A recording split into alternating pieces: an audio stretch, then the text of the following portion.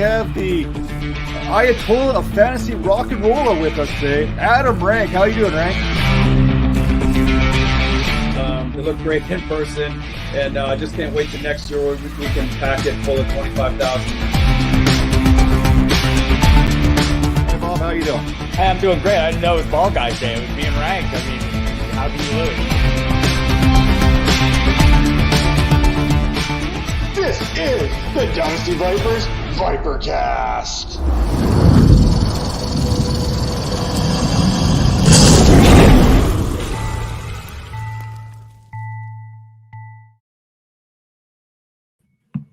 Whoa, welcome to the Dynasty Vipers ViperCast, episode 100, officially in the books. Now, if you look on the Vipers Network, we've put out over 300 different videos from the Full Tilt crew that have been producing to Tera's early humble beginnings with It's Tera Time, to Calvin's fantastic team previews, to the Viper Bites, waiver wire, starts and sits, primetime previews.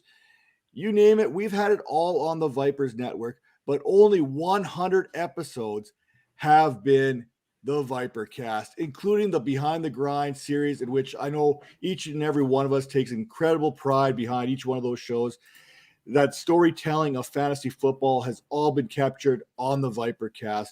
And here's to the next 100 as we move forward. There are so many people to thank right now. Major Tera came on in January. The video content we've been cranking out there since January is second to none as far as I'm concerned in our space. I mean, Bob and Steve and Finero with the videos, you know, we can go on and on. All our guests, you name the biggest name guests in the industry, they've been on the show.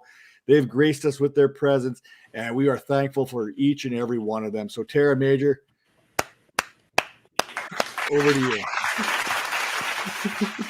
That's much better with Major the clapping than me doing the clapping. I just want to congratulate you. You see, I got my Fit or Stash shirt on. Like, you're building something here, man. You've been doing this for 100 weeks, I would assume. I don't know how it works, but yeah, that is something to be commended on. And I always tell you, you're a great producer, and like this is just the start. You know what I mean? Like, you're about to take it to the next level. I feel it. Let's get it. 100% agree. Well, it takes an entire village to build an idiot. Wait, no, that's not how the saying goes. Well, anyway, I'll be the village idiot here because now we are on to next week starting show 101, officially in the books. But first, we got to get into week number 10 of the fantasy football season. Week 10. We are already over halfway through the season. Can you believe that right now? Week 10? Well, where has the season gone, Tera? Where has it gone? I don't know. I'm highly confused. My days are running together. Kind of crazy, but yeah, we're over 2 months in. Really crazy. Halfway there.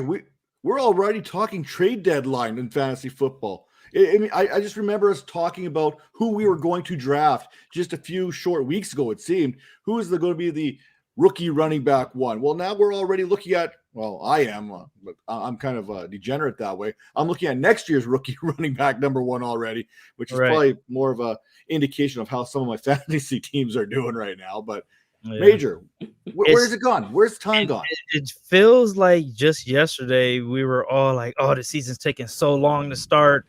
I can't wait for the season to start. And now it's like, wow, the season's over. So I think there's some conspiracy. They sped up time to make us work more, to get more work hours out of us. That's just my conspiracy theory. But hey, we can go down that rabbit hole some other day. Each to their own. And you know what? The conspiracy theories, they're out there right now because there's a rumor going around Twitter right now that Odell Beckham Jr. has eyes for one Aaron Rodgers and the Green Bay Packers. Tera, I seen your tweet out there. You're kind of like, oh no, please stay away. And you're like, you know what? This is interesting. You know, I can get behind this. Let's hear your thoughts here. You know, it's kind of conflicting because in my home league, my most important to my heart Dynasty team, I traded for Odell in the offseason, and I have felt like an idiot. And of all the possible outcomes, I feel like Green Bay would be like literally the most positive possible outcome for him. He can immediately step into a wide receiver 2 role. So from that perspective, I'm kind of like, okay, I mean, I would like this. I'm okay with this. It's better than him going to some team where there's way too many mouths to feed. On the other hand, I'm kind of like, I don't know, man. It's kind of like him with Aaron does make sense. I'm wondering how much crazy and how much chaos there can be on one team. I mean, do we have room? How many divas can you have on one team? I want your opinion on that. How many divas can be on one team? I'm not calling anyone a diva by any means, but how many can be on one team just for reference? Well, hypothetically speaking, we have you, we have Matt. So 2. So I think it works. We can have 2. Multiple is what you're saying. Multiple, eh? So yeah, it's definitely interesting to see where this landing spot's going to take him here. I know a lot of people have been holding on to him on their rosters, waiting to see how this is going to play out. And the best part about it all is DPJ outproduced anything that OBJ did in Cleveland. So maybe it's not you, but it is you when it comes to the Cleveland Browns and Odell Beckham Jr. Now, as our resident junior college running back major, let's talk about some running backs right now that have got themselves in a little bit of trouble. We got Nick Chubb there. He's kind of got tested positive for COVID. And Delvin Cook has a little bit of something going on as well. What are your immediate thoughts on both those? I think Chubb should be fine. He is vaccinated, unlike some people out in Green Bay. I'm not going to say any names, but I think he could get back. Vaccinated and immunized are not the same thing, right? I think we're still trying to get judgment on that. I don't know, but yeah, I think Chubb may miss the game, but I think he should be on the fast track just because he is vaccinated. The other situation, I'm not going to really talk on too much because we don't know all the details, but it's some domestic violence stuff going on. I don't know if he's the defendant or if he's the victim. Yeah, the victim. There you go. So it's a lot. That's a lot to try to dissect. So I'm gonna leave that to one of you guys. Well, as a Raiders fan, and I know we'll have Mello joining us a little bit later there, it's kind of fun to watch other teams kind of have some inner turmoil to deal with because, like I said, we've had our fair share the last 3 weeks. So the rest of you can have a little bit of something, if you know what I'm saying. Now, before we get into the Monday Night Fallout, I want to touch base on a little bit of boxing action coming to us here. And I don't usually talk boxing on here, but when we talk about Frank Gore lacing up the gloves and facing Deron Williams in a Jake Paul undercard, what are we getting ourselves into here? By the way, I got money on Frank Gore because I ain't betting against that dude. Frank Gore is a legend. Like I don't like it. I don't like it at all. He's one of my favorites of all time. He should not be paraded out like a circus act. I don't like it at all. What are your thoughts, Tera? This is one of the so it's Frank Gore? Yeah. I She's like fact checking right now. Fact checking. The phone is out. So while Tera's doing some fact checking here. Sorry. I got confused. No, I really wasn't. I was not following that story very closely, so I was not paying very close attention to who exactly was in that. I don't even know how it started. I think they had some kind of beef or something going back and forth on Twitter. I don't know all the details, but to me, it is not. I don't know. I don't like it. I don't know. I'm entertained by it either way. What I'm not entertained by is Monday Night Football and some of that refereeing out there.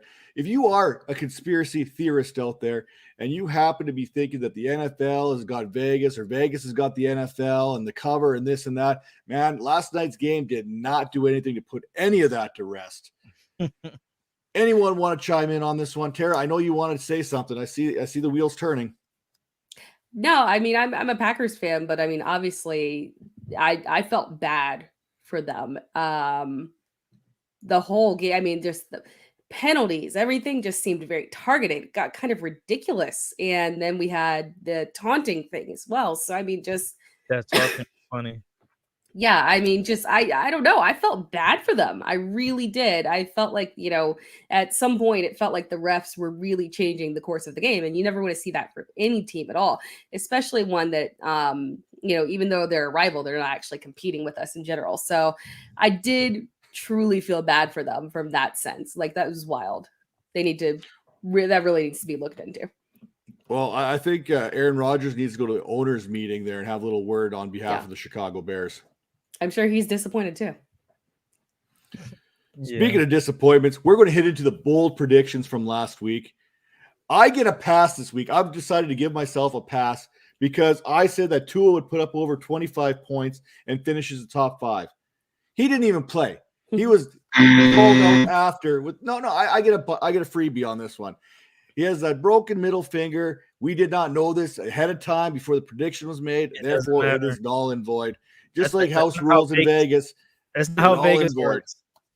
Now, who did mess up their prediction right now? Who did mess it up was Major down there going off on AP, going for 100 yards and a tutty right off the couch. He got the touchdown, but he was nowhere near 100 yards.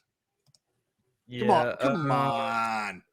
He's I have nothing to say about it. He just had a bad game. His first game back. Like, he didn't have a preseason or anything. The line didn't really look like they were doing that good of a job. It was just it wasn't good. That's all I can say. Now, I haven't actually fact-checked this latest bold prediction because things got crazy today, and I actually had to do work at work instead of working on the show as much as I'd like to. But Tera's bold prediction this week was that she would only stare at her child for 30 seconds during the show, and I think she surpassed that in her latest little bit. She's trying not to laugh. To keep a straight face. She's trying to be a parent, but she's trying not to. Some little mild problem going on. Yeah, that's okay. Now, Myles Gaskin for 20 or more fantasy points. Tera, did you nail this prediction or not? I did not. I was fairly close, and I agree with Major that unfortunately the way that Vegas works, your bet still counts. So you did fail in that aspect. Yeah. I got to check with my bookie here. I don't know if that's how it works. But while I did not hit my numbers, he really did have a good game. So I am feeling good in that sense that I was on the correct track. I was just a little bit off, and I will be right. Absolutely. So as we keep on moving here, we've got the studs and duds of the last week here. And that may be the best screen picture we've got there so far. Is that you? Studs and duds. That may be me in a different time, in a different place. But Major, who were your studs and who was your dud for week number 9? I got to go with my guy. If he gives me an inch, I'm going to take a yard. I got to go with my dude, Ramondre Stevenson. 106 yards from scrimmage, had a 40-yard reception, or had a 5-yard reception and took it 40 yards, had a nice run, stiff arming a defender out of bounds, showing his speed, showing his agility. He's just an all-around player. I don't understand why he's not the guy in New England. It just doesn't make sense at all. But my dud for the week, this one hurts because this is one of my guys I drafted him in all my leagues back in the day. Miko Hardman. Because the speed, offense, the quarterback, like, you think Tyreek is going to take a double team, so he should be open most of the time. But he just hasn't stepped into that wide receiver 2. Last week he had 6 targets for 20 yards. It's just not going to cut it. That's another mystery. I don't know why we can't find a receiver to be the wide receiver 2 in KC. Like, it doesn't work for anyone. So it maybe is the way they scheme things up. But yeah, Miko, it's almost time for me to kind of jump off that ship a little bit. Who's your studs and duds? Well, first, I'm just going to rewind it back here a little. Just because you're fast doesn't mean you're football fast, and it definitely doesn't mean you can still catch the ball. Now, as a resident Raiders fan, we watched Darius Hayward Bay come through our system. We even drafted a guy with the last name Jet, okay? The last time we had some good speed that actually was productive was a guy named Rocket Ishmael. Now, we're going back here. Hey, Shout out Matt, to the CFL, the Toronto Argonauts. But, Matt, do you remember when Tyreek was suspended? It looked like Miko was going to be that guy. He had those like 2 or 3 games where he was just on fire. And ever since then, this has been like here and there. Like, it's not... He hasn't sustained anything at all. Yeah, I'm not too big on it because if you go to fantasypoints.com, enter promo code 21Vipers10, you get all the stats and facts and all the little projections out there. You'll notice that Mecole Hardman, he ain't got nothing out there. You don't want no part of Mecole Hardman. It's never been that way. And like every episode of the ViperCast, we are powered by the Fantasy Points Media. Now, for me, I am going to start with my dud because the Bills drafted the wrong Josh Allen. Not just joking. I'm not going to go quite that far there. But here's the thing. Nothing good ever happens when you go on the Manning cast. Look it up. This is all factual. Anyone who's been on the Manning cast has absolutely laid an egg the next week. Sorry, Josh Allen, you're on the dud list. Now, my stud, he might not quite be the Terminator, but he is James Conner, and he did put up 96 yards rushing, 77 yards rushing, and 3 tutties last week. That gets you stud status going forward. And guess what? It's going to be studalicious going into next week now that Chase Edmonds missing time. And Eno Benjamin being the only, hey. Studalicious is like bubblicious. Nope. You were doing good, and you no. You know I can't keep something good going. I got to do something to wreck it. That's basically my shtick. Okay, so for me, James Conner stud, Josh Allen dud. Over to you, Tera. What do you got? Oh God, you guys got to make me not laugh, or I'm just gonna start coughing uncontrollably. My stud of the week. My stud of the week is going to Elijah Moore because I feel like he deserves it. He didn't have the easiest start to the season. He kind of had that preseason where he was making all those amazing catches. Looked like he had a great connection with. Are you immunized? Yeah. What's going on over there? It's not that. It's this horrible something non-COVID, some kind of crazy non-COVID virus that is going through daycare and attacking all of the children, and they're bringing it home to their parents. And of course, my children attacked me, and it's been like this for a week. And it's driving me crazy. Have you tried eating some clay? What? Clay, isn't that what Aaron Rodgers said was good for you? Oh my God. Oh. I was like, what? Leave Aaron alone. I promise it's not. He's a free thinker. It's not an Aaron Rodgers situation. I'm not mincing words. Like it's not COVID-ish, but it's not like, no, I promise. But yeah, Elijah Moore, 7 of 8 for 84 yards, 2 touchdowns, and he finally got the snap increase that he needed at 60%. After such an incredibly rough start to the season, I just think it was a fantastic way that he's coming on over the past several games. He's had a minimum of 6 targets over the past 3 games. He's been doing fantastic. And I just think that he's really working his way into the lineup. And we're looking at this not being a Denzel Mims situation. So happy for him. I would hate to see another young receiver not get what he deserved.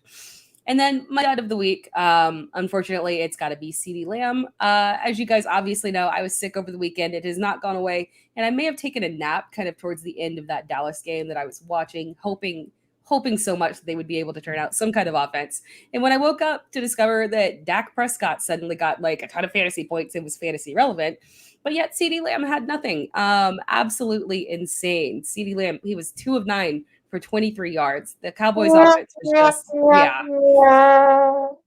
it was just the mess as a whole. I don't think it helped that he injured himself at some point during practice, but yeah, definitely my dud of the week. Can we go into a little bit more depth on this, Tera? Because I know you just acquired him in one of your leagues. I did. And Yeah. on that roster, it has been like the death kiss for fantasy football. Can I make the safe assumption that you may have ruined my best home league by acquiring the talents of CeeDee Lamb this year?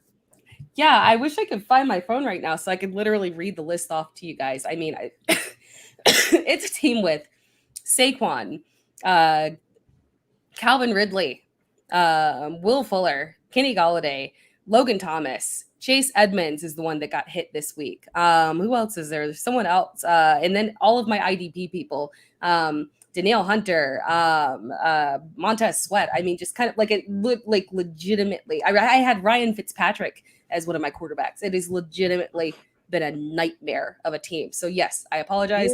And just to give you a heads up, like who you like, can you please post your starting for this? Yes, it's going to need to be posted. And you know what's wild? I'm above 500. That's wild. Really? That's wild. You I have Jonathan Taylor. I'm hoping so unfortunately, guys, Jonathan Taylor might be the next guy. Him or Matt Stafford, one of them. I'm so sorry. Now. I really am. Just well, Matt Stafford almost got it. He almost got it last week That's too. True. He's got that back pain there going on. But That's true. It's Matt Stafford. He's like Matt Donnelly. His back always flares up, even when he sneezes. So if anything happens to him, we're okay with that. Now, we're going to keep it with you, Tera, there. We're going to run that voice a little bit dry here, and then give you a little bit of a break. Actually, you know what? By the time we finish with your hits, you're probably going to be out of breath anyway. But let's hear some of those hits and misses for week number 9. Big cough before I get started. Okay, hits. Waddle. As you mentioned, Tua going in there kind of threw a wrench into the Miami offense as a whole, but Waddle was still able to pull it out. So Waddle was definitely one of my hits. And then I've been trying to advise people not to be afraid of Devonta Freeman. I don't know why, but people are just very hesitant to pick him up. They're very hesitant to play him. I get it. He's old. Yeah, I get it. There's not a ton of volume there, but it's enough. The Ravens offense is highly productive. So he's getting pass catching within there as well. They're constantly at the goal line. So he literally has goal line opportunities every single game, multiple times. So he's coming away with touchdowns. So yeah, don't be afraid of Devonta Freeman as long as Latavius Murray is out. And quite frankly, Devonta Freeman has looked so good that he might actually overtake Latavius Murray as well. So I think this is something that could be a long-term little value add for you. So if you're in a if you're suffering like me and have Saquon and Chase Edmonds, Devonta Freeman can get you by. And then my misses, Boston Scott. Wow. I was correct that they wouldn't be throwing. I underestimated how much they love Jordan Howard. Thoughts and prayers up to the Eagles running backs, because other than him, I'm sorry, you guys apparently don't have a shot at any level of consistency. And that includes Miles Sanders, because it sounds like Jordan Howard is going to have some kind of role moving forward regardless. So I just don't, it doesn't look good. I have a thought on this. A couple weeks ago, we rolled out as Kenneth Gainwell as our play of the week. You know what I mean? When Miles Sanders first went down, we all clamored to Kenneth Gainwell. It became Boston Scott. Then we all jumped over to Boston Scott, and it became Jordan Howard. Now we're all on Jordan Howard. This is a Kenneth Gainwell week this week. There's a bold prediction coming here with Kenneth Gainwell a little bit later in the show. Now, major hits and misses. Let's start with your misses first. I don't really miss too often, so I had to really dig to find this one. But I missed on Cedric Wilson.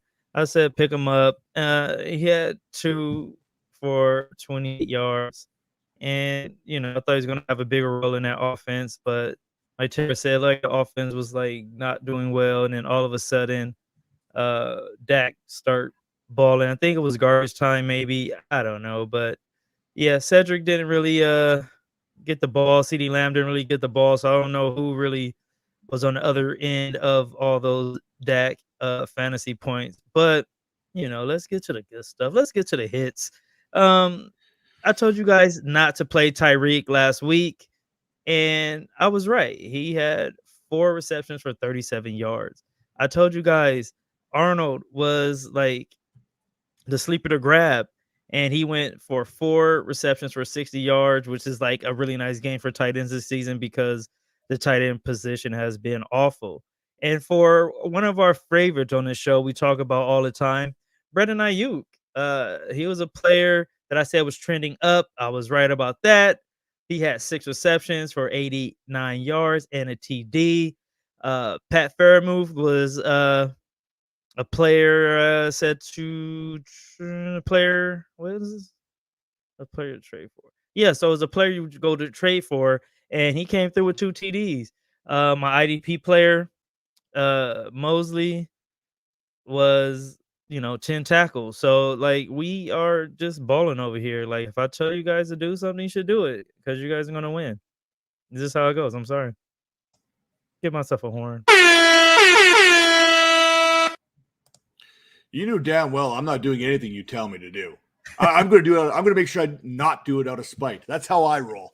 Okay. Now, I would go off and talk about all my hits, but Major did not leave any room on the show sheet for me to go on with my hits. There's literally no room anywhere there. He listed off 40 you had people. It's one, ridiculous. so just go ahead and get your one off. In fact, he actually told us not to start certain players that were on bye, and he's calling those hits as well. But you know what? like a good junior college running back, every once in a while I hit that hole and I hit that second level, and we are going with Darnell Mooney because even a clock is right twice a day, no matter how you look at it. And Darnell Mooney, he came out. I know I piled on Justin Fields a little bit.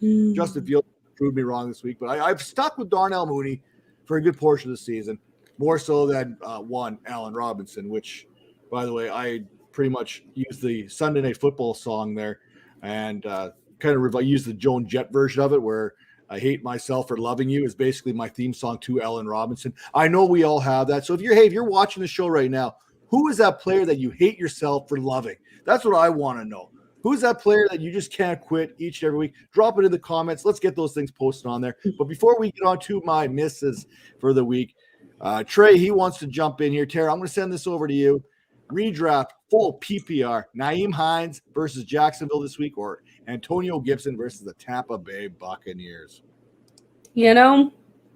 I don't hate going Nyheim Hines here. I know a lot of people keep saying, or I've actually posted a video saying Nyheim Hines is a waiver wire ad because he is technically still a little low rostered. And a lot of people were like, oh, he's incredibly inconsistent. But I think what we're seeing is going to be more consistent now that we're out of that trade deadline where they were trying to showcase Marlon Mack a little bit more. I think we're through with that and his involvement within the offense. And we're going to be seeing a lot more of Nyheim Hines against Jacksonville. Obviously, I know that Buffalo did struggle a little bit last week, but that was just this week, but it was just kind of a crazy situation that I don't expect to be repeated. So I would assume that Indianapolis will be able to get a decent lead, be able to utilize multiple backs, and Nyheim Hines will be very usable again as well. Over to you, Major. What do you say?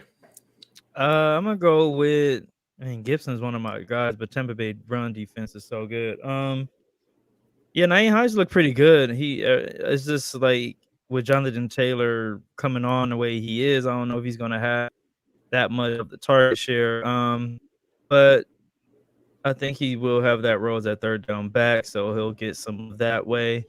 But Jonathan Taylor's for sure the man in that backfield, and I don't know if there's that much room for Nyheim in that scheme. And for me, you know what? I'm going to go with Antonio Gibson here. Now, when you look at the tail of the tape between these two defenses, Jacksonville is allowing 22.91 fantasy points per game to the position, while Tampa Bay is allowing 22.18 to the position. So they are pretty darn close. The difference here is probably leaning towards Tampa Bay gives up a few more yards passing, which may benefit Nyheim Hines because McKissick's the guy who's going to get that role in the passing game for the Washington football team. I just love myself a little Antonio Gibson, probably a little too much. But you know what? I definitely can see where you'd go with Nyheim Hines here. I feel that that's a possibility there as well. So, and you know what? I have trust issues. And if you have trust issues, Trey, like I do, Antonio Gibson's going to be hard to get back in your good graces. But Nyheim Hines has had too many boomer busts for me.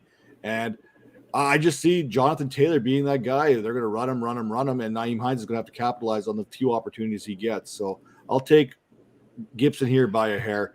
Now over to Trilly, S-E-B, Trilly Sib. I can't pronounce that. Maybe you guys can. I got sent a trade. I get Diggs and Mark Andrews. I give Waller and Mike Williams. Tara, what do you say? Yeah. Yeah, for sure.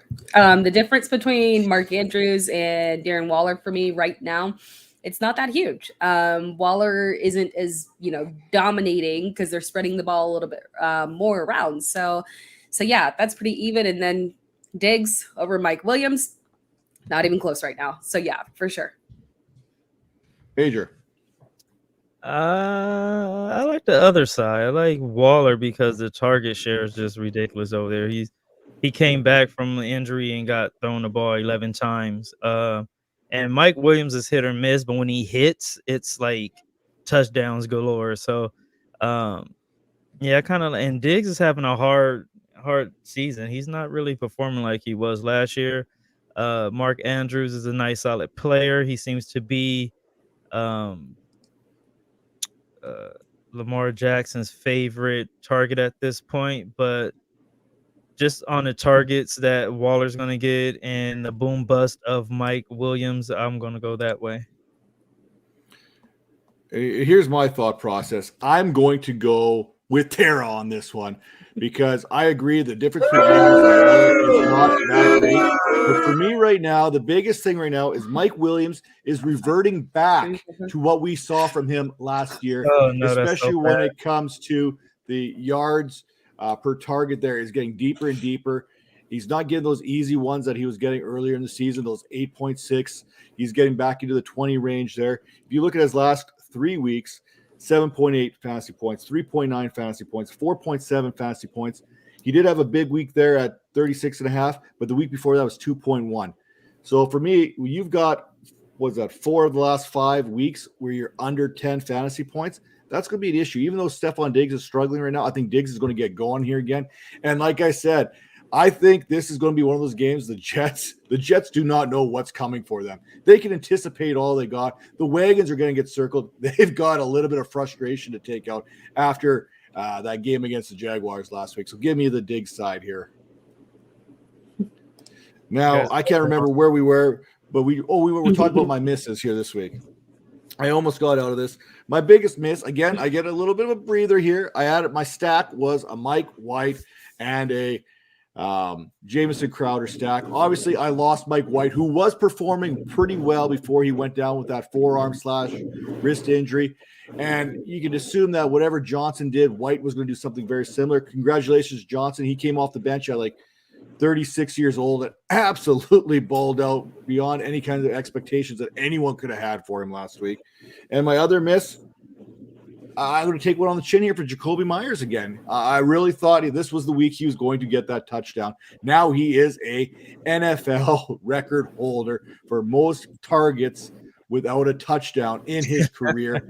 Congratulations for passing Eric Bieniemy. Now, I probably could have kept that going on, but I want to kind of get the show here moving here. Game of the week. Tera, what do you got? Yeah, I'll go pretty quickly, too. What was that? I was going to say this is actually more like Homer games of the week, by the way we've picked these games by the looks of it. So that is kind off to you. Yeah, I was surprised. I assumed one of you guys would take this because you typically take the better games and leave me to pick from the scraps. But really, yeah. But my baby sound effect. I wish I had one, but go ahead. Green Bay versus Seattle. That's my game of the week. I'll be quick because I'm coughing all over the place, but fingers crossed that we are getting both Russell Wilson and Aaron Rodgers together in the same game playing against each other, because if that happens, then it'll be a magical starting lineup that you guys will be able to pull from. We'll be having Russ, Aaron Jones, Devontae Adams, DK Metcalf, Tyler Lockett will be back in play after having suffering through the loss of Russell Wilson. The only people that I'm really fading in this game are the tight ends all around. There's not a single tight end that I want to put into a single lineup anywhere near, not DFS, not anything. Don't touch the tight ends. Also, I'm a little skeptical of this running back situation in Seattle. I think they might be leaning more towards pushing more towards a committee. I don't think that it's going to be highly productive. I think that Russ is going to come back and want to cook extra long and extra hard. And he's just going to be pushing so much volume to DK, to Tyler Lockett. And I think these running backs are going to be left a little bit out in the cold. and not have enough production to go around. So unfortunately for me, I'm fading the Seattle running backs. My sneaky play in this matchup is AJ Dillon. As you guys can see, I mean, he's just been steadily increasing his work that he's been getting. And it's not just work on the ground. He's also catching passes through the air too, which is something that we didn't really anticipate from him. So I think he's someone that can be a valuable flex play this week. And side note, these were two of the teams that are rumored to potentially be of interest for Odell. So very interested to see how this plays out. The Odell Bowl. Oh yeah, I like it. Odell Bowl. Maybe that's what Odell's waiting for, because he's weighing his options right now. And last word I heard is the Packers aren't being very aggressive in their pursuit of Odell Beckham Jr. right now, at least not as aggressive as some of the other teams. Maybe the Seahawks are one of those teams that we're talking about. Or maybe he just wants to see who wins this one before he chooses his destination, because, you know, Odell Beckham deserves the very best. Now, I said that with tongue in cheek too, by the way. Major, what is your game of the week? My game of the week is the Rams versus the 49ers. Both of my teams. I like both of these teams. So I'm a win-win for me. Cooper Kupp is a player you want to start every week. The guy's just showing that he is the wide receiver one in this league. Deebo Samuel is just a yak god. The dude is just, I think he has 464 yards after the catch. That's like ridiculous. The guy can't be stopped. Who I'm fading, Eli Mitchell. He had like a pretty rough week last week, I think, and I think that's going to continue. The Rams have a pretty good defense. My sneaky plays, I'm going to go with my guy Brandon Ayuk. I don't know if it'll be too much of a sneaky play anymore because he's starting to come on. And I'm going to add Sony Mitchell. Yeah, I think Sony's going to take over for Hendo. I think he's been having issues. I don't know if he's hurt or not, but he had like a rough week last week. So I think Sony is going to have an opportunity to show what he can do.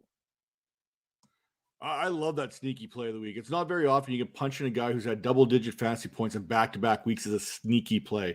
So hats off there, Major, once again with that sneaky play of the week. Oh, man, I love He's myself. always shooting for the stars. I'm surprised his like fade of the week or his was like not the fourth or fifth string running back, but we know how Major feels about those. How about you just do Big yours? bump. How about you just do your game of the week? Let's go there. Let's do that. It's so much better making fun of someone else's. Now, for me, it's the Chiefs, it's the Raiders, it's a primetime game under the lights, in the Death Star. We got the roulette wheels. It's Vegas. It's going to be quite the show. We've got the Raiders, who just are coming off a loss to the Giants. We've got maybe a Kansas City team starting to get right, maybe not. I don't even know if you can trust anyone on Kansas City either right now, the way they've been playing lately. And that's the truth behind it. Now, for me, you're still going to start Mahomes. You're still going to start Derek Carr this week because you're going to fire him up as a QB1 this week because it's a Chiefs defense. You'd be silly not to. You're going to fire up Kelsey. You're going to fire up Waller because neither one of these teams can stop a tight end. That's fact. I checked that out myself. If Josh Jacobs is healthy, you're going to play him. Kenyon Drake is going to be a huge value in this game, not only in the running game, but in the passing game as well. Look what he did last week. That's his role going forward. We've seen that over a few different weeks now. Kenyon Drake is a viable option. Hunter Renfro, you're going to fire him up there because Kansas City can't stop nothing. Now, I know you're going to put Tyreek Hill in your lineup. You're not going to put him in there. I could tell you not to. I'm going to tell you not to. I'm going to tell you to temper those expectations because this Raiders defense is legit when it comes to the passing game. Look it up. All the stats are there. If I go pulling up on fantasy points allowed against, whatever number you want to pull. Oh, I got facts right in front of me because I knew you guys would give me that kind of weird look. Oh, Tyreek Hill against the Raiders. But no, listen. The Raiders have the third best team defense against wide receivers in fantasy. They're only giving up 28.05 points per game. For me, that is enough. They have given up 971 receiving yards, which also puts them as the third fewest in the league. It's a good defense the Raiders got. So temper your expectations on Tyreek Hill. I'm not going to fault you for starting it, but I'm just saying there may be better options than Tyreek Hill this week. Now, for me, I want to get really sneaky, and I'm going to actually go with a player, if he's active, hasn't even played a game for the Raiders yet. Give me some Deshawn Jackson as my sneaky play this week. Why? Speed kills. Unlike Nicole Hardman, we know Deshawn Jackson can catch a deep ball. We've seen that over and over again. He's one of the best deep ball receivers of all time, no matter how you want to look at it. The stats back that up all over the place. In fact, I'd rather have Deshaun Jackson than Odell Beckham Jr. on my team because of what they bring to the table. I said it, and I know.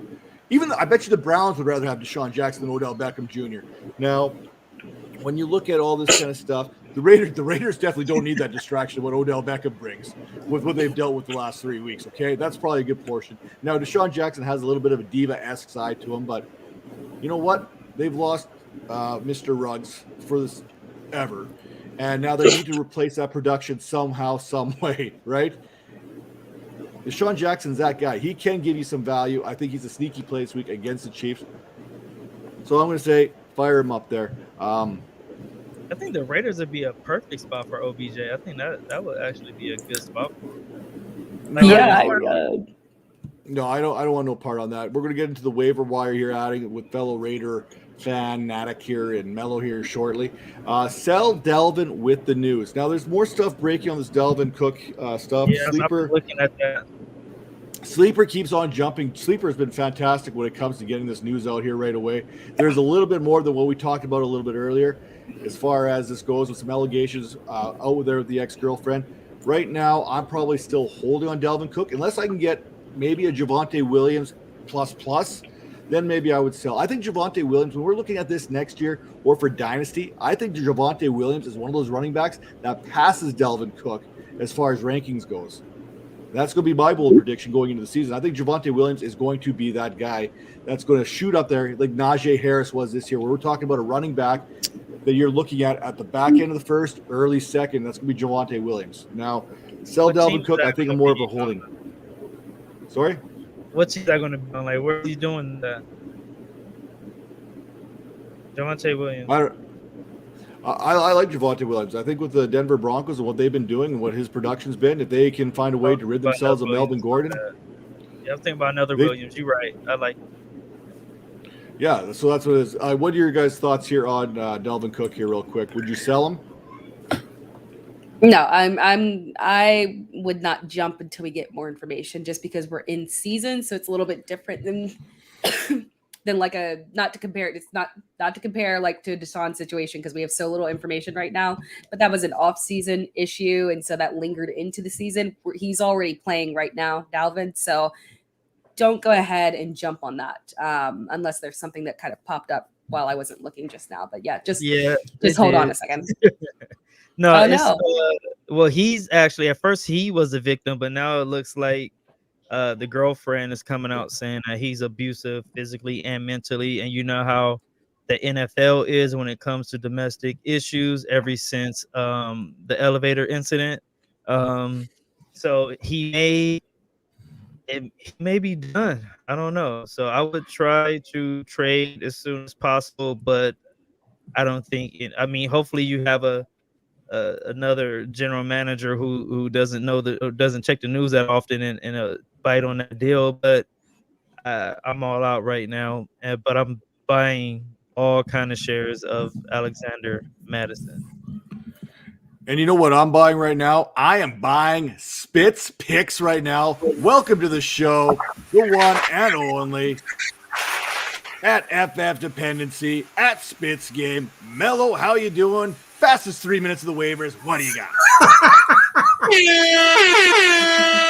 Good one. You know, as you guys are talking, I'm reading some of this Dalvin Cook stuff, and I play in a Dynasty League. My league mates are texting me because in the same week, I traded away Dalvin Cook and Derrick Henry for a load of draft picks, and I'm defending champ. So anyway, all luck on my side. You got to know when to hold them, got to know when to fold them. That's it. Regarding the Raiders, right? Regarding the Raiders, man, like what's going to happen this week? Who knows? Like the ball has to drop. As you were breaking down the Raiders game, one thing I wanted you to mention was the Raiders always give up points to tight ends. We saw Evan Ingram, he even ate last week. So shut down Tyreek Hill this week. Travis Kelce will eat. Now the Spitz picks. Ramondre Stevenson or Brandon Bolden. Ramondre Stevenson and Damian Harris are probably going to be in concussion protocol. Keep your eye out. If both of those guys miss games, Brandon Bolden will be that player. Who knows with Bill Belichick? He might give J.J. Taylor some run. So who knows? So I'm choosing Brandon Bolden. Ty Johnson, again, 4 weeks in a row. This guy continues to score double-digit PPR points. When are people going to get on board with Ty Johnson? New York Jets running back. It might be his time, folks. And look, this is November. All running backs are getting hurt. If you want to win in fantasy football, it's about time. The bye weeks are gone. There's about 3 more bye weeks left. Load your team up with running backs. Ty Johnson's one of them. Now, every single week we've mentioned a Philadelphia Eagles running back. One thing that we know for sure is that we don't know anything about what's going to happen in Philadelphia. Is it Gainwell? Is it Scott? Is it Jordan Howard? Jordan Howard seems to be the stable guy. You know, he doesn't catch passes out of the backfield, but he's sturdy. He's been there before. He can handle his business. Now, next week, Miles Sanders is coming back, so we don't really know anything. But load your team up with running backs. As Tera mentioned earlier, Devonta Freeman is somebody that you should really pick up. I'm looking at, he's probably like only 60% owned in Yahoo, and he's going to lead that backfield. Devonta Freeman, he's a stud. You don't want Latavius Murray, he's a plotter. Mark Ingram. Mark Ingram is getting steady work in New Orleans right now. Him in that tandem with Alvin Kamara. Now, news came out today that New Orleans Saints are just working out running backs because Alvin Kamara got bruised up a little bit in the last game. Who knows how much time if he's going to miss any time at all. Regardless, Mark Ingram is going to get some work, and pretty soon he's going to hit the end zone. Major, you're talking about all those hits that you had last week, but, you know, I did talk about Pat Frymore, too, and he had 2 tugs. Remember that. Wide receivers. Brandon Ayuk. I saw on a couple of my leagues that he was available. He's 51% owned on ESPN. He's around 60 on Yahoo. 15 targets over the last 2 weeks. Get you guys some Brandon Ayuk. This might be the last chance to get Brandon Ayuk. Donovan Peoples-Jones, no OBJ in town. There's an opportunity for him to pop off. The volume is not there, but he's the guy deep downfield. Tim Patrick needs to get some respect from anybody. Now, I don't know how everybody likes to set their roster in fantasy football. Me, I like to have a safe guy. If I have multiple flex spots available, Tim Patrick is as safe as they get when it comes to the wide receiver. He doesn't have an extremely high ceiling, but he will produce every single week. I think he only had like 1 dud, and that's because they were blowing the brakes off the Washington football team. Tim Patrick is a safe guy to have on your team. Acquire him. Elijah Moore, 6 targets in 4 of the last 5 matches, games, whatever you want to call it. Look, what people need to know about Elijah Moore was he was a freshman stud on the same team that had DK Metcalf and A.J. Brown. Both of those guys are studs, and they speak highly of him. He's only 5'8", but he puts in that work. Who on the New York Jets do you really trust at wide receiver? Corey Davis disappoints you every week. Jamison Crowder gets injured. Where's Denzel Mims? Elijah Moore is that guy. A sneaky one I'm slipping in, and this is the last one because, you know, Matt says I take too long. D'Ernest Johnson. Do not forget about the fisherman, D'Ernest Johnson. Nick Chubb, COVID protocol. Felton, COVID protocol. Kareem Hunt, when's he coming back? Even if he doesn't play this week, D'Ernest Johnson has earned your respect. Check your leagues just in case if somebody dropped them. Hey guys, congratulations on keeping it 100 for your 100th episode. I'm glad that you brought me on to be part of this thing. I'm happy to be here. Anytime you need me, holler at me at SpitzGame at FFB Dependency. Questions?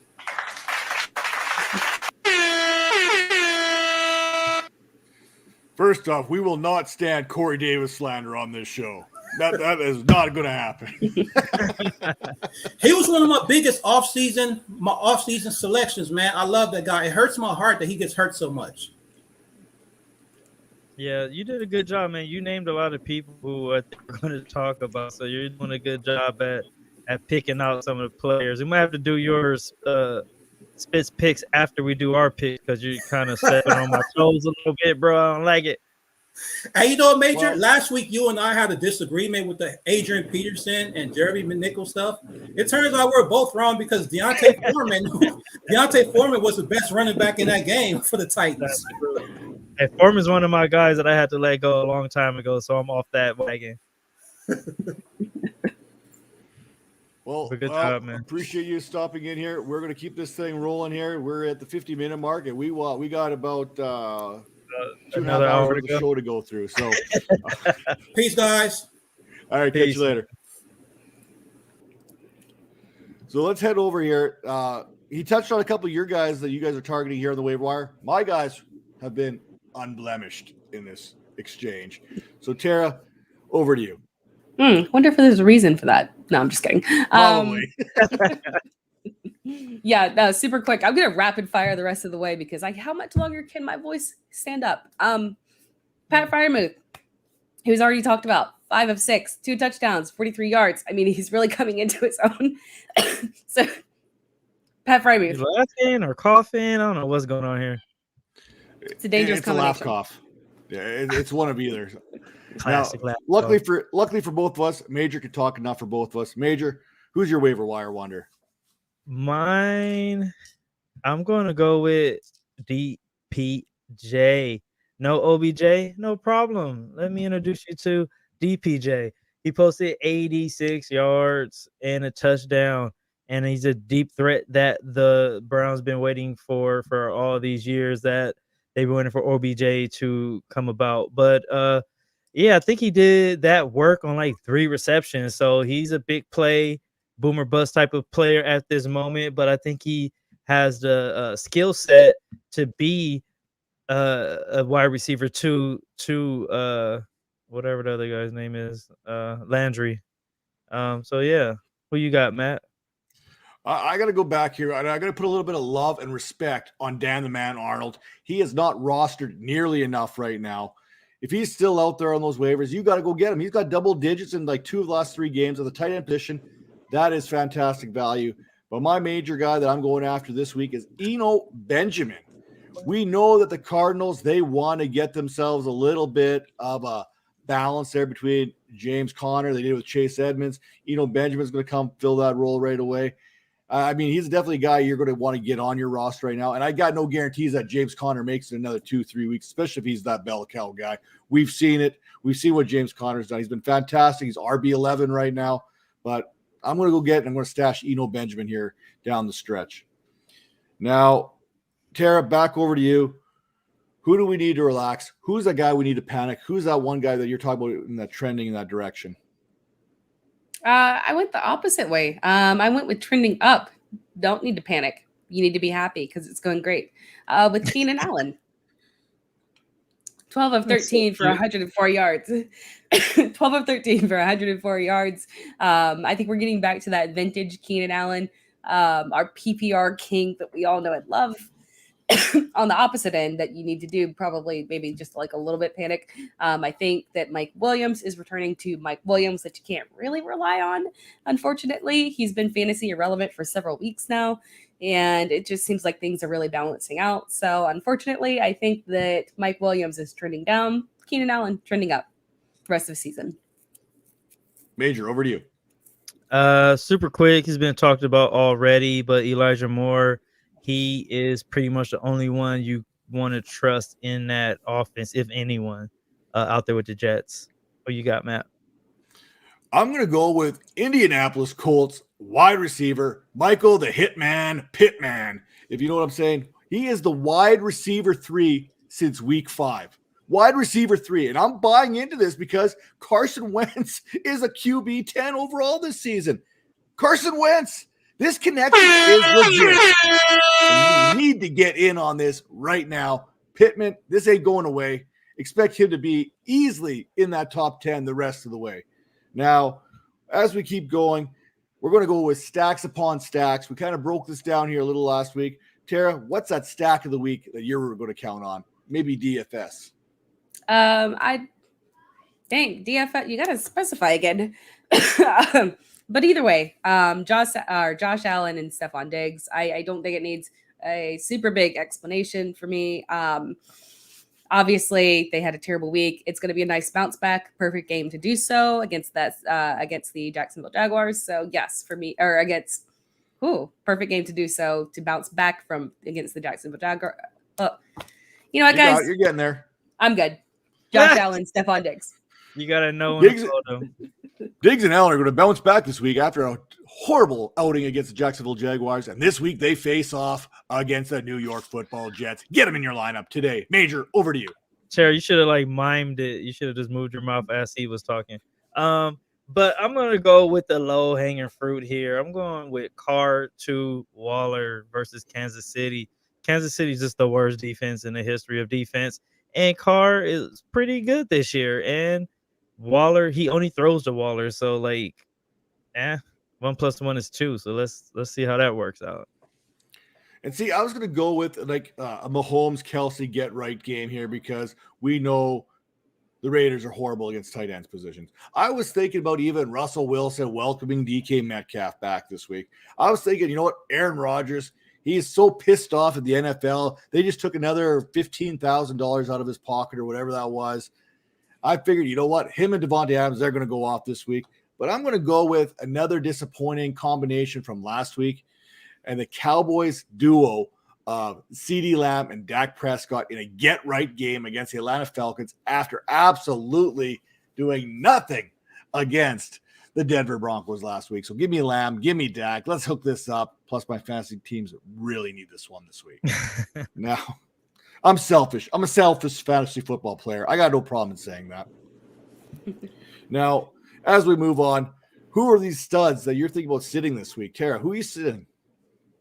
We talked about him earlier when we talked about the trade. For me, it's Antonio Gibson. Unfortunately, against Tampa Bay, I just don't think he's going to be incredibly productive. He's got the injury that he's playing through. So, yeah, for me, it's Antonio Gibson this week. Yeah, Major. I'm going with Jalen Hurts. Denver is the 8th ranked pass defense in the league. Hurts has not performed well throwing the ball the last 2 games. He's thrown for 103 yards, and last week 162 yards. So it's not looking so good for Hurts over here. So I'm going to sit him. Who you got, Matt?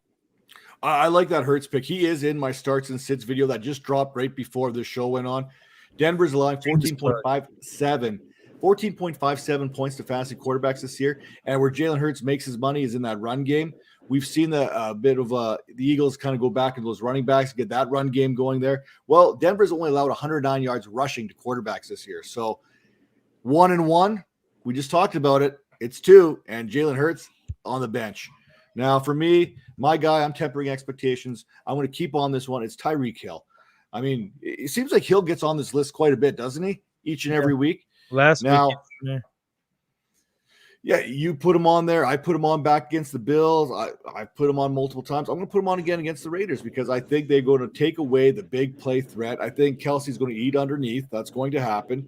But I also believe that they're going to be able to restrict Tyreek Hill, and that's how the Raiders are going to have themselves an opportunity to win this contest. Now, who's that guy a little under the radar? The only thing that's not working with your pick there, every other week he does good and he does bad. So this last week he was pretty bad. So this week he may be pretty good. So keep an eye on that one. Yeah, no, we're not going to go there. Now, Tera, who's that under the radar player for you this week? It's Jamal Agnew. I think he's an under the radar player every single week. For some reason, people are not willing to accept that he has moved up in the ranks and is ahead of Laviska Shenault and is kind of battling right there and sometimes surpassing Marvin Jones in terms of targets. So for me, I think that he's really the one that's benefited from DJ Chark going down, him and Dan Arnold that we already talked about as well. So Jamal Agnew is a guy that you need to feel comfortable with starting. Last week, just kind of ignore that. Again, it was a bad matchup. Buffalo's defense was incredibly good, even if the offense was terrible. Expect good numbers from Jamal Agnew this week. Major, who are you starting in your lineup that may be a little bit of a sneaky play? Yeah, you guys already kind of talked about him, so it's not so sneaky anymore. But Eno Benjamin is one of my third string backs you guys like to laugh at me about. He's been on my taxi squad for the last couple of years, but he wasn't eligible anymore this year. And in my home league, my Guru Nation, my Matrix friends over there, I had to drop him because I had to pick up a quarterback, and one of my league mates picked him up. So, York, you know who you are. Give him back. It's not fair. Give back Eno. Thank you very much. And for me, I'm going to go with Russell Gage of the Falcons against the Dallas Cowboys. Listen, the Cowboys are giving up 39.18 fantasy points per game to wide receivers, and there's no way this is going to be 2 weeks of Olimide Zacchaeus. That's no way it's going to happen 2 weeks in a row where he takes those touchdowns. Give those touchdowns back to Russell Gage where they rightfully belong. Yeah, I'm fired up. I'm starting him in a couple leagues too, by the way. I am acting on what I'm preaching here. So Russell Gage is definitely in my lineups. Now, as the 100th episode is upon us, we want to hand out a little bit of fantasy hardware out there right now. The season's still early. Make sure if you got those questions, you drop them in the comments. We'll get them here as well. We're going to keep this going until Tera absolutely loses her voice. No, we're not. We're going to wrap this up. We are going to rapid fire the rest of the segment here with starting with the fantasy football MVP through 10 weeks here, or through 9 weeks going into week 10. Tera, who's your MVP? Give it up for Tom Brady. I think he's the MVP of literally everything.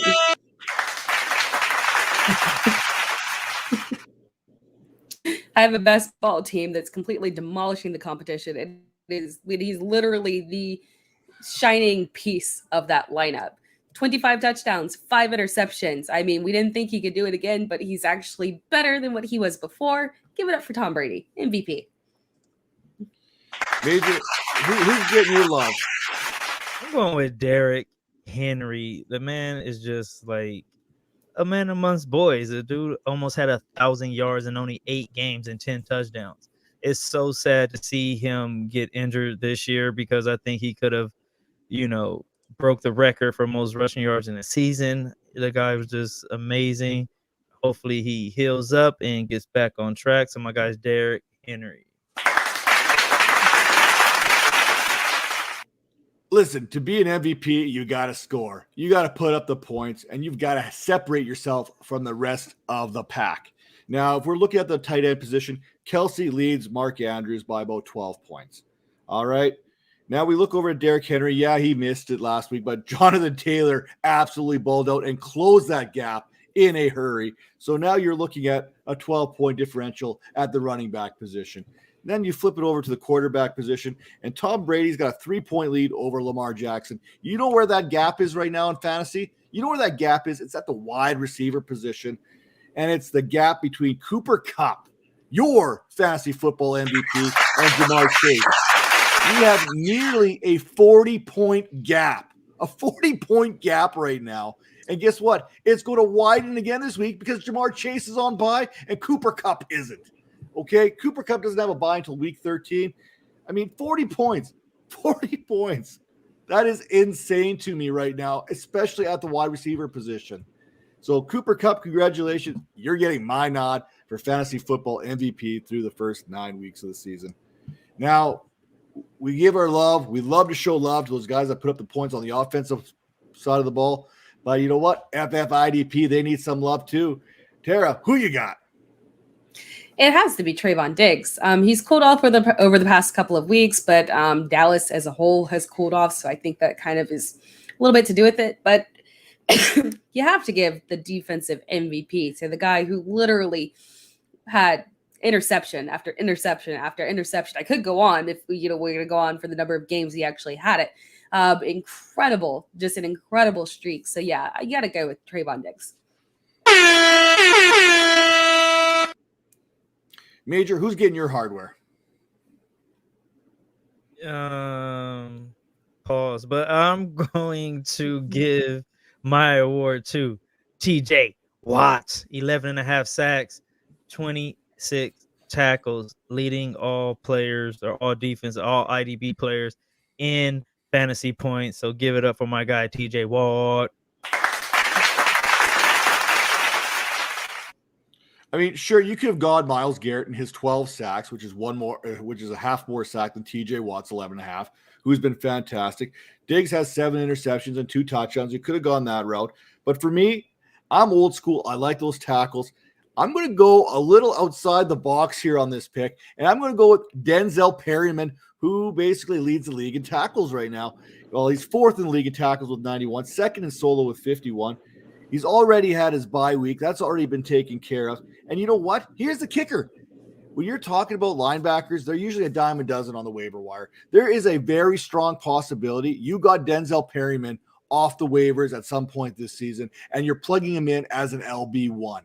Now, for me, that is huge. TJ Watt, Myles Garrett, these are guys you probably drafted as an edge one. You drafted them to be what they're going to be. Trayvon Diggs has been a nice, pleasant surprise. Cornerbacks, dime a dozen. Nobody cares about them. Let's be honest when it comes to fantasy. It's a plug-and-play type thing. But Denzel Perryman, I mean, the value that you got, and I'm all about value because you know I'm frugal. Give me Denzel Perryman for the fantasy football MVP through the first time. Hey, but I think the rules, I don't know, like you have to like kind of step on ours before you say yours. Is that how we're doing it? That's generally how it works. So here's the thing. It's cool. basically like a turd sandwich. You give a nice comment, then you throw the turd in there, and then you throw the other piece of bread on there. That's how you get that turd sandwich. That's basically how we work this here a little bit. So I give a little bit, a little bit. But on to the comeback player of the year for fantasy. Tera, who do you got? Well, guys, for reference, I think you've all made fantastic picks. So I don't know what Matt's doing. But my comeback player is obviously not me.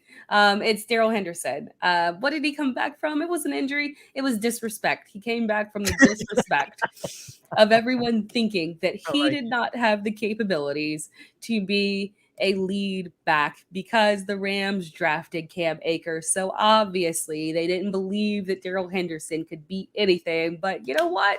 He proved everyone wrong. He is something. He's doing fantastic. I mean, just a highly dependable RB1, literally out there saving rosters. Daryl Henderson, give it up for the comeback player. Major, who's your comeback player of the year? I'm going with no other than Joe Burrow. The dude is just making Cincinnati like a playoff team. Anyone who makes Cincinnati relevant should be the MVP of any league. But Joe to Chase is like the best stack that you can have in fantasy football. He's ranked QB 9 right now. So give it up for Joe coming back from that horrible injury.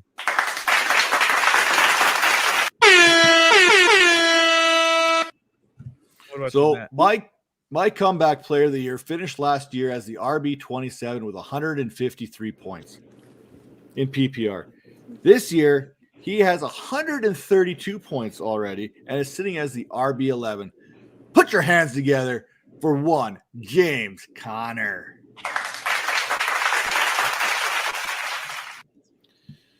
Now, I could have probably used him as the biggest surprise, but I think that's a comeback. Now, speaking of surprises, Tera, who was the biggest surprise so far for you this season? Not for me personally, because as you mentioned on this fantastic YouTube channel, I do have a playlist where I did it 30 players in 30 days, and this man was on the list because I believed. Marquis Brown. Unfortunately, a lot of people didn't believe. They thought that... Give it up for Marquis Brown. He's literally performing as a wide receiver one. When people wrote him off so far, you were getting laughed at for even drafting him. I drafted him in a dynasty league where I literally was able to get him as like my wide receiver 5. That's how insane people have been about the Marquis Brown disrespect. Hollywood is being Hollywood. 6 touchdowns, incredible volume. He's got 682 yards, fantastic pace. He's showing everybody that he is the wide receiver 1 of the Baltimore offense now and moving forward. Shout out to the Canyons. I was way too late on the mute button on that one there because clearly he's not the wide receiver 1 going forward. But we'll get into that topic another day. You guys can continue to be wrong. You're wrong. You know I got no problem being wrong. Marquis Brown. It's you. Major loves Marquis Brown. I think that's he's Yeah, on my side. I don't. We went to the same It's junior me. college. I would put That's my right. hand up when you were talking. Major I'll and claim that Marquis one. Brown, same junior college. This is I a walk fact. so he can Dynasty run. Vipers You know what I fact. mean? Exactly. There you go. Now, obviously, Major could not take his fellow junior college baller there in Marquis Brown because you already had him on the show sheet. Major, who did you decide to go with? I'm going with Deebo Samuel. The dude is outperforming his ADP ridiculously. Before the season, he was ranked 36. His ADP was 36, but currently at wide receiver 4. The dude is just the yak god. You know what I mean? He just catches the ball. He's making Jimmy G look relevant, which is like a very hard thing to do. So he should be MVP as well. But give it up for Deebo. Well, and for me, if you counted his running back as fantasy points, he would be the wide receiver 6, just ahead of Marquis Brown. I'm going to go with Cordarrelle Patterson because nobody saw I was one of them. So you know what? He's sitting right now as the RB7 right now with that aforementioned 153.7 fantasy points through 9 weeks. And I think that role is going to continue. I don't think that's going to slow down at all. I think he's going to have a major part of that role with the Falcons, not only this year, but next year as well. So I think that's going to be a real deal thing for Cordarrelle Patterson. Now, we've talked about this in the past, what his trade value is and this and that, and some people are okay with a couple seconds. I mean, I kind of lean to it has to be an early second-round pick, maybe a late round first for me to get moving on from Cordarrelle Patterson. But that's neither here nor there. What we want to know, though, Tera, what the people want to know is who is that rookie of the year for fantasy football? You talked about him when you were comparing him to Cooper Kupp. I think that explains who the rookie of the year has to be if you're comparing him in terms of the point differential between him and Cooper Kupp. It's Ja'Marr Chase. I mean, come on. I mean, it has been a fantastic season for him, especially when you consider that he started off this season in preseason with people believing that all of a sudden he was going to be a bust because he had some drops. Ja'Marr Chase has been fantastic, a top 5 wide receiver, great connection with Joe Burrow. I mean, it's just looking like this is going to be just a top number 1 dynasty connection for years to come. You know, it is tough to argue that one, but I will argue that in a little bit. Major, who do you got? Yeah, I didn't want to go with the obvious choice of Chase, so I'm going to go with the person who's doing this without any help at all from his quarterbacks. I'm going with Jalen Waddle. He has 496 yards, 3 TDs, but again, like, name his quarterback. Like, no one knows who his quarterback is week to week, so I'm going to give it up to him because if he was in another offense, maybe the Bengals offense, I think he would have the same amount of yardage and ability as Chase. So I'm giving it to Waddle for doing more with less. Who you got, Matt? Yeah, and I'm going to lean here towards Najee Harris over Ja'Marr Chase. You look at the numbers here. Chase has about 168 points, whatever we said that was earlier. Najee Harris has 159 at the running back position. We know what the running back position is turning into lately with the injuries, this and that. And I've always preached your best ability is availability. Najee's been there. He's available. Plus, always choose Bama over LSU. Them's the rules. Now, we're going to move along here, and we're going to hit up the IDP Rookie of the Year. Who do you got, Tera? Maybe off of mute. Let's try it off of mute. There you go. Yes, I was off camera coughing. Forgot to unmute. I had to go a little bit different of a direction. He is not statistically the IDP Rookie of the Year. You guys kind of took over that with the guys with the statistics, but I wanted to go with a little homer pick for me, Eric Stokes, because he has done fantastic in terms of getting himself up to game speed. He's been really up there performing at a level that can be competitive with his teammate back there, Jair Alexander. He's done very well. So I'm going to give him the Rookie of the Year for IDP. This is my little homer pick. And I think you get bonus points simply because he's not Kevin King, right? That gets you extra bonus points in Green Bay. Now, Major, who's your rookie of the year? Because I know I already took the rookie of the year, but I'm going with players who are doing it with like more with less, and I'm going with Nick Bolton of the Kansas City Chiefs.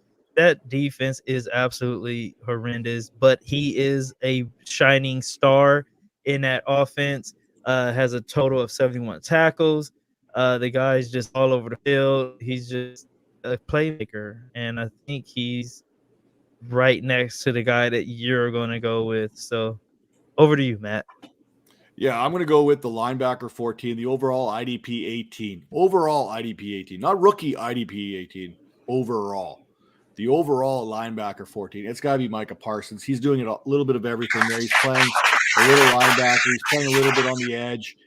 Give the IDP Rookie of the Year to Micah Parsons right now. Now, we've celebrated the good of what's fantasy football. But now, you know what? Festivus is about a month away, and that is what we consider the errands of grievances around the holiday season. Now, I know we haven't hit Thanksgiving down in the States. I know we haven't hit Remembrance Day yet, as whatever we're going to hear.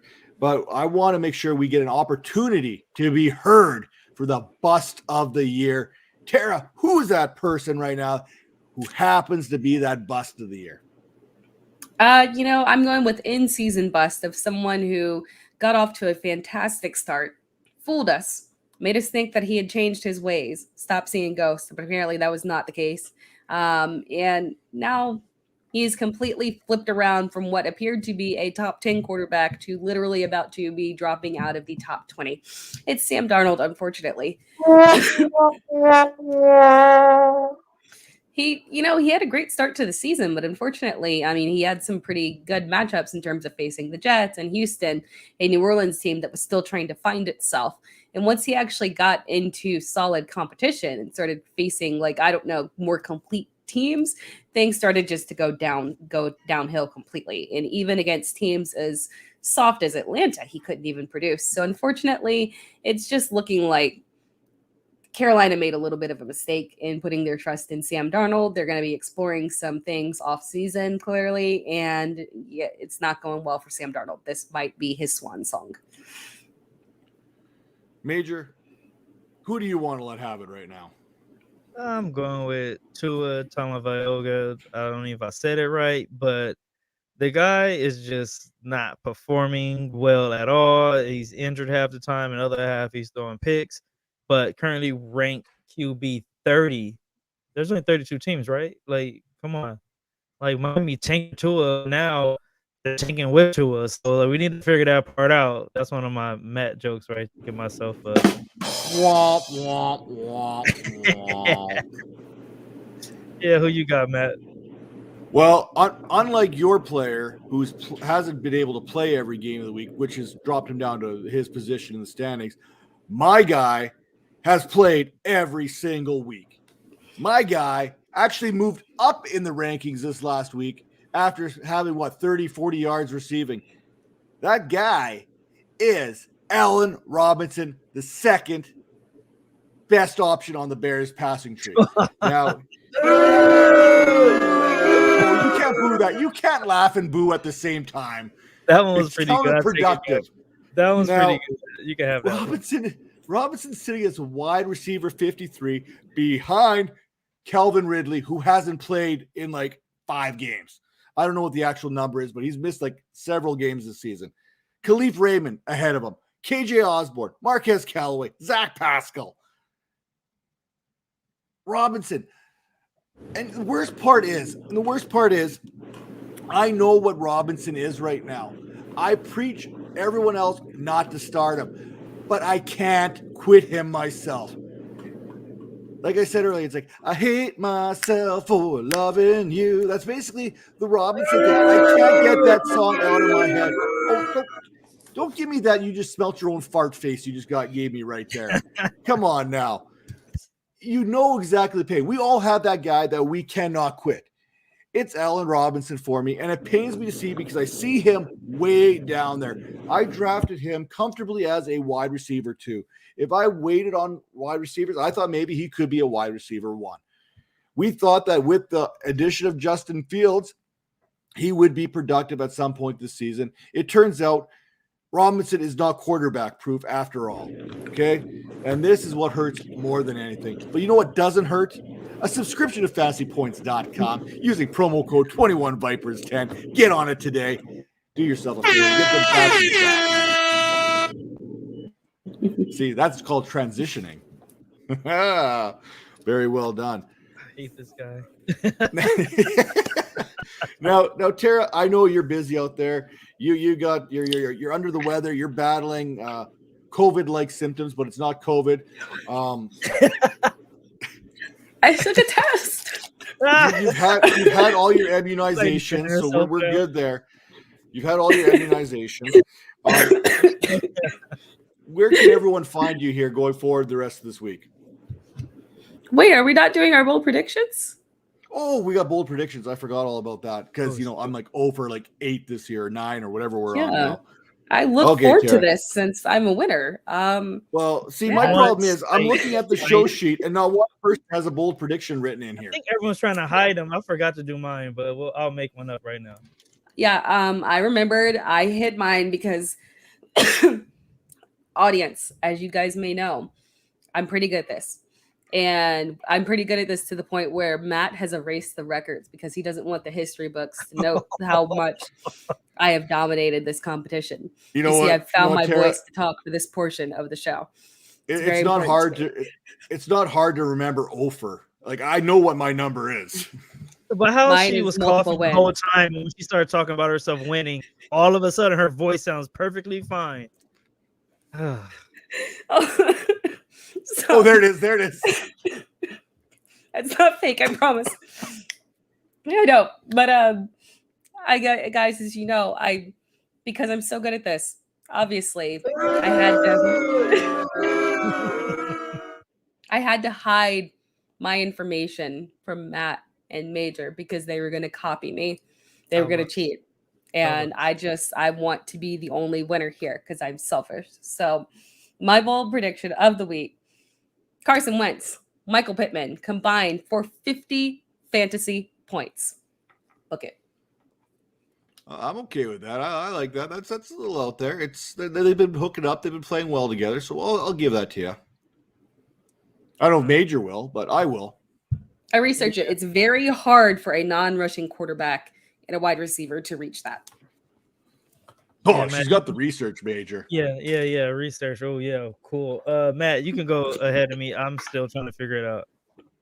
Well, as you're trying to figure that out, I'm going to do my own little research here. And my pick is going to revolve around the aforementioned earlier Javonte Williams. Listen, the Eagles are giving up 28.54 fantasy points per contest to the running back position. They've already given up 937 yards on the ground and an additional 462 in the air to the running backs.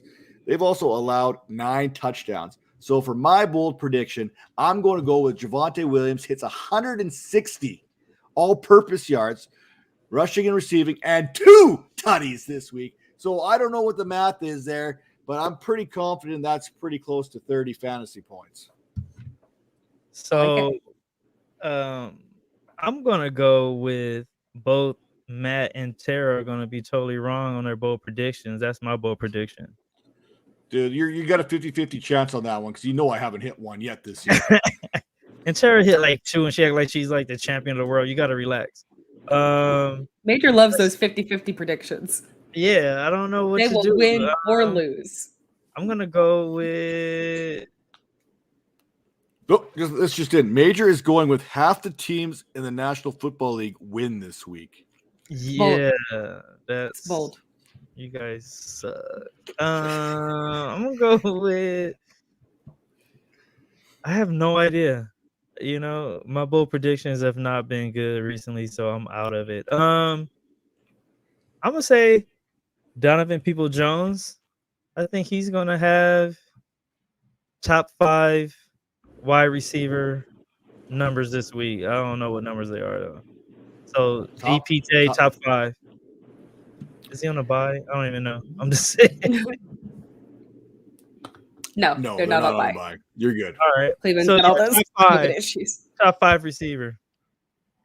There's all kinds of problems going on in Cleveland right now, but they're not being on a bye is not one of them. I bet you they probably wish they were going on to a bye this week. Right, exactly. Now, with that all said, this has been the Dynasty Vipers ViperCast, episode number 100. I mean, there's probably a good chance that I've double numbered some episodes or not numbered some episodes at some point. I mean, there's literally 302 videos currently on the Vipers network right now.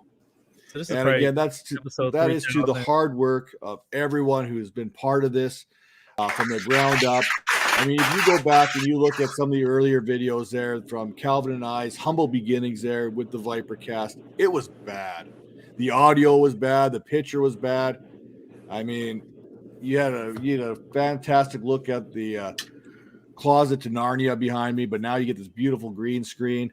I mean, we've come a long ways in the last year. We've come a long ways since January, since Major and Tera, you joining the show here, upping the game substantially going forward.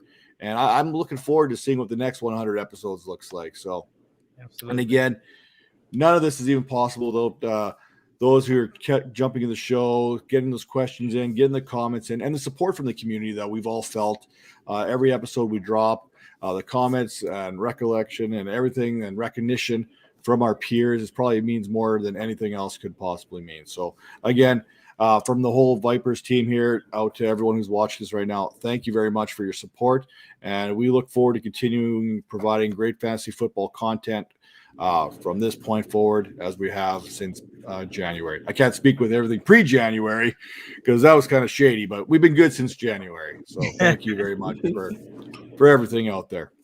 Awesome. And shout out to Tera with her. Is this like Tera's MJ flu game? Like she went through the whole show with the being sick and just killed it? Like, can we give her the flu game?